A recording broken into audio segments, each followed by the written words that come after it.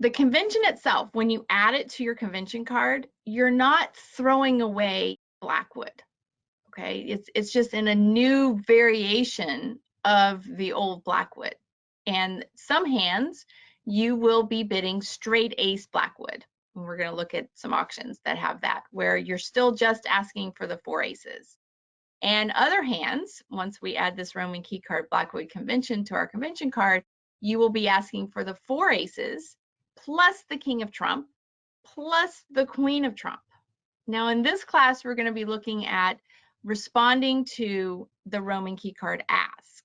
In our follow-up class, Queen Ask and Specific Kings, we'll be looking at how do you ask for the Queen of Trump and how do you respond in Specific Kings. So today we'll just be focusing on how do you know when to bid to the Blackwood? How do you know when it's straight ace Blackwood? How do you know when it's quantitative Blackwood? How do you know when it's natural Blackwood? And how do you know when it's Roman Keycard Blackwood?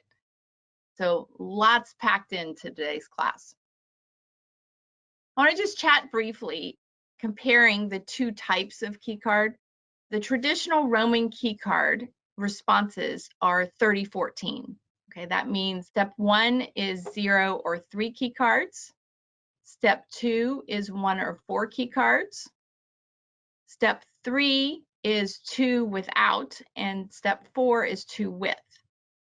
The difference between 30-14 and 14-30 is in the step 1 and step 2.